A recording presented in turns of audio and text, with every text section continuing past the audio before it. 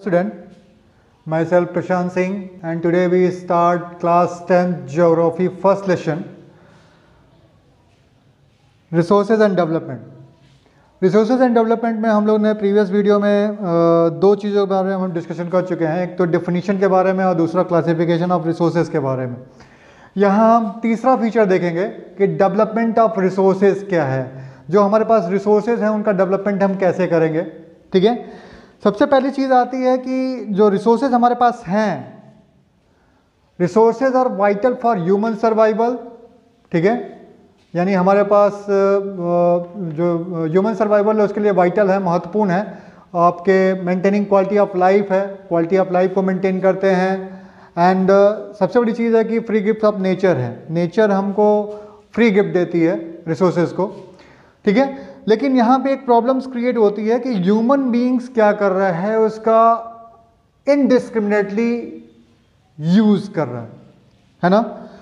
तो human beings use them indiscriminately, तो lot of problems are created. तो let the problems are created. क्या क्या प्रॉब्लम्स क्रिएट हो रही हैं भाई? ठीक है, सबसे बड़ी प्रॉब्लम पहली चीज आती है क्या कि satisfy the greed of few individuals. कुछ ऐसे लोग हैं, कुछ इंडिविजुअल्स हैं जो कि ग्रीड के थ्रू रिसोर्सेज का क्या कर रहा है, एक्सप्लॉयटेशन कर रहा है ना।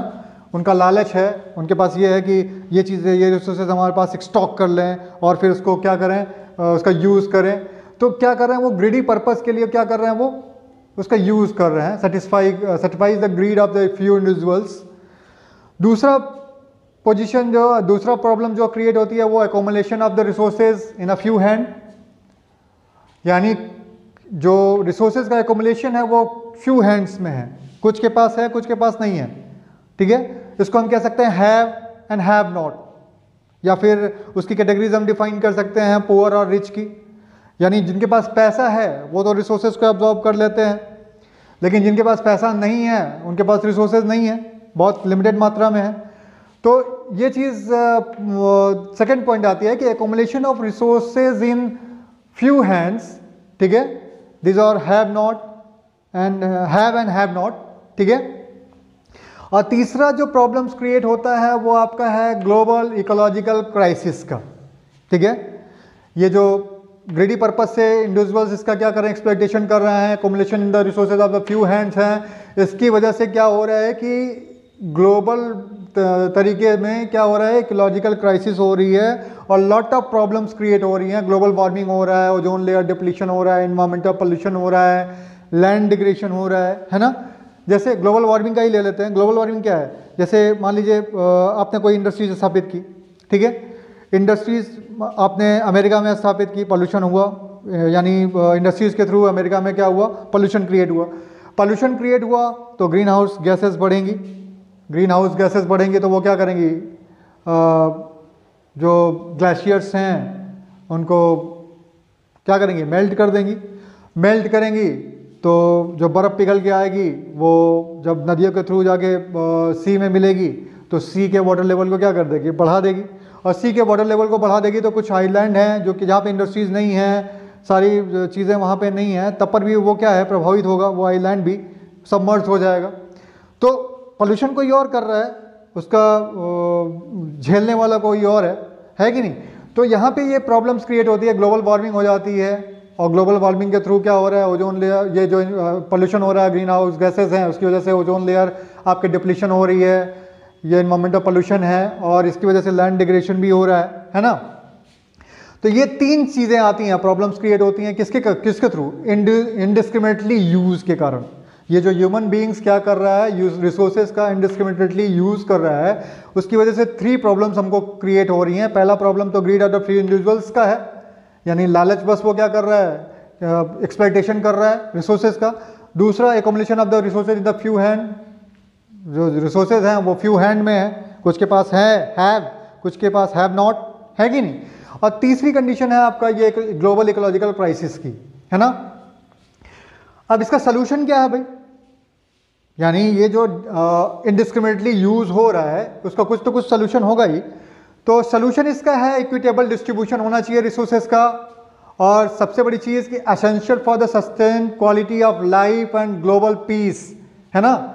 अगर ये रिसोर्सेज का डिस्ट्रीब्यूशन इक्वल होगा तो जाहिर सी बात है कि ये हमारे एसेंशियल है आपके सस्टेनेबल क्वालिटी के लिए, जो लाइफ की क्वालिटी है उसको मेंटेन करेगा, ग्लोबल पीस करेगा, है ना। तो ये आपका सोल्यूशन है, और इस सोल्यूशन के थ्रू हमको क्या करना पड़ेगा, सस्टेनेबल डेवलपमेंट, है ना। सस्टेनेबल डेवलपमेंट क्या कहता है, यानी हम रिसोर्सेज का ऐसे इस्तेमाल करें कि प्रेजेंट में तो हम उसका इस्तेमाल करें ही, और साथ साथ में फ्यूचर के लिए भी प्रिजर्व रखें, है ना। ये हमारा सस्टेनेबल डेवलपमेंट कहता है कि development should take place without damaging the environment, and development in the present should not compromise the need of future generation. यानी डेवलपमेंट हम इस तरीके से यूज करें विदाउट डैमेजिंग द इन्वायरमेंट, यानी बिना इन्वायरमेंट को डैमेज किए आप हमारा डेवलपमेंट भी करें और क्या करें, फ्यूचर जनरेशन के लिए प्रिजर्व भी रखें, है ना।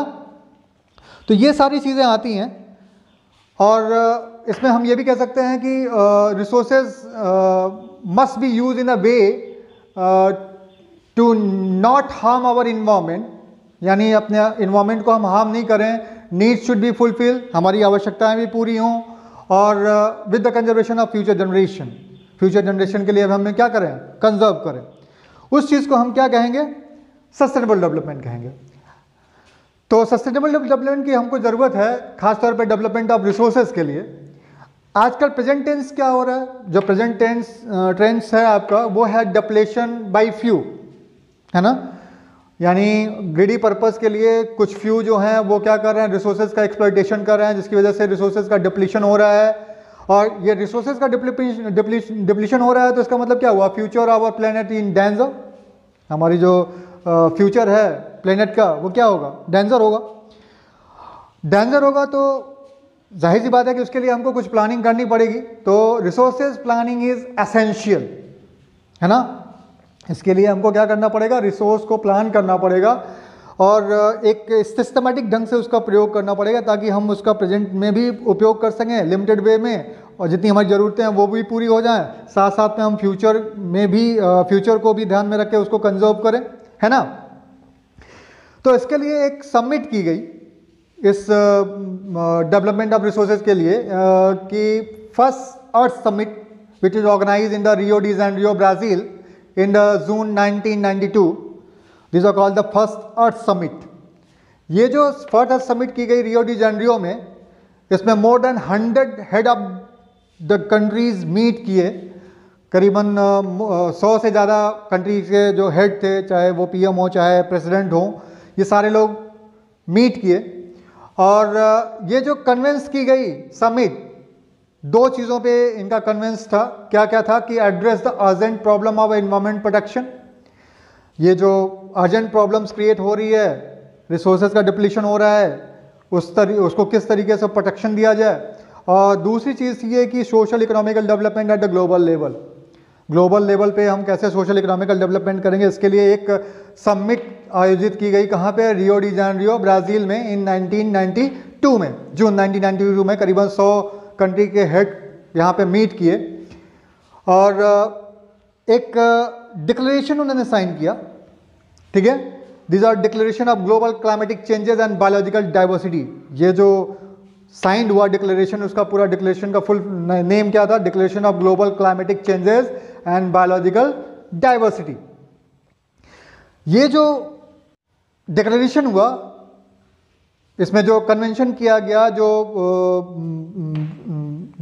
सम्मेलन बुलाया गया, उस कन्वेंशन का इरोज सबसे बड़ी प्रॉब्लम क्या थी उसकी, कि global forest principle and adoption agenda number 21, ठीक है। उन्होंने क्या किया कि एक ग्लोबल फॉरेस्ट प्रिंसिपल को अडॉप्ट किया, ग्लोबल फॉरेस्ट प्रिंसिपल को लाइक किया और एक एजेंडा निकाला। उस एजेंडे को कहते हैं एजेंडा नंबर 21, एजेंडा 21। ये एजेंडा 21 क्या था भाई, ठीक है। इस एजेंडे में खास तौर पे जो इसका एम था, इस एजेंडे का, एजेंडा नंबर 21 का जो एम था, वो एम क्या था, या फिर उसको डायमेंशन कह सकते हैं, उसका क्या था ये था कि अचीविंग सस्टेनेबल डेवलपमेंट, हम सस्टेनेबल डेवलपमेंट को अचीव करें। दूसरी चीज़ कि कॉम्बैट द इन्वायरमेंट डैमेज, जो इन्वायरमेंट डैमेज हो रहा है उसका मुकाबला कैसे किया जाएगा भाई, उसके लिए कुछ युक्तियां बताई जाएं, है कि नहीं। Combat the environment damage. अगली चीज़ थी पावर्टी को लेकर के कि गरीबी को कैसे दूर किया जाए, और डिजीजेस, जो डिजीजेस वगैरह फैल रही हैं उसको कैसे रोकथाम किया जाए। तो इसके लिए मेन एम्बिशन इस अर्थ समिट का जो डिक्लेरेशन साइन किया गया, उस डिक्लेरेशन में मेन जो एम रखा गया वो 4 चीज़ें रखी गई। पहला चीज़ तो achieving the sustainable development, combat the environment damage, poverty and diseases, है ना। अब ये जो एजेंडा बना, इस एजेंडे को सपोर्ट किया UNCED, United nation conference environmental development, है ना। ये जो संस्था है UNO की, इसने ये ऑर्गेनाइज कराया था अर्थ समिट को, ठीक है। तो ये सपोर्ट की ये UN की संस्था, और यहाँ पे एक चीज़ दिखाई देती है, नई चीज़ कि जो एजेंडा बनाया गया, एजेंडा नंबर 21 जो बनाया गया, वो ये कहा गया कि इसका डिसेंट्रलाइजेशन किया गया, यानी सिर्फ सेंट्रल लेवल पे ही नहीं, मतलब लोकल लेवल पे भी ये स्टैंड किया जाए। तो local government draw the local agenda 21, ये कहा गया कि जो लोकल गवर्नमेंट है वो अपना एक एजेंडा बनाएगी, एजेंडा नंबर 21 बनाएगी, और क्या करेगी उसके थ्रू द ग्लोबल कोऑपरेशन, यानी ग्लोबल कोऑपरेशन बनाएगी, कुछ कंट्रीज़ को मिला करके, कुछ मिला के अपना एक ग्लोबल कोऑपरेशन बनाएगी, इंटरेस्ट पे ध्यान रखेगी, म्यूचुअल नीड्स, आपसी सहमति जो होती है उसको ध्यान में रखेगी, एंड शेयर इस रिस्पॉन्सिबिलिटीज़, अपनी रिस्पॉन्सिबिलिटी को शेयर करेगी, जो उसकी रिस्पॉन्सिबिलिटी है कि किस तरीके से डैमेज को रोका जाए, किस तरीके से रिसोर्सेज का जो डिप्लीशन हो रहा है उसको रोका जाए, है ना। तो ये सारी चीज़ें खासतौर पे इस टॉपिक के अंतर्गत आई। डेवलपमेंट ऑफ रिसोर्सेज पे हमने ये देखा कि किस तरीके से हमारे पास रिसोर्सेज हैं, किस तरीके से रिसोर्सेज का डिप्लीशन हो रहा है, डिस्क्रिमिनेटली यूज़ हो रहा है, डिस्क्रिमिनेटली यूज़ का मेन रीज़न क्या है वो भी हमने देखा, उसका सोल्यूशन क्या है, और सोल्यूशन के अंतर्गत हम जो सस्टेनेबल डेवलपमेंट आया उसको हमने देखा, ठीक है। सस्टेनेबल डेवलपमेंट के लिए इसको ऑर्गेनाइज किया गया, एक अर्थ समिट एक ऑर्गेनाइज किया गया थ्रू द UNO, ठीक है। UNO की संस्था है UNCED, उसके थ्रू ऑर्गेनाइज किया गया एक फर्स्ट अर्थ समिट रियो डी जेनेरियो में, ब्राज़ील में, और यहाँ पे करीबन 100 हेड्स मीट हुए। उनका जो कन्वेंट फॉर द था addressing the urgent problem of environment production, social economic development of the global level, और इन्होंने साइन किया एक डिक्लेरेशन को जो कि क्लाइमेटिक चेंज को लेकर के था, बायोडाइवर्सिटी को लेकर के था। कन्वेंशन था रोड्स में ग्लोबल फॉरेस्ट प्रिंसिपल को अडॉप्टेड उन्होंने किया, एजेंडा नंबर 21। इसका एम क्या था एजेंडा 21 का, कि achieving the sustainable development, combat environment and environment damage and poverty and diseases का था।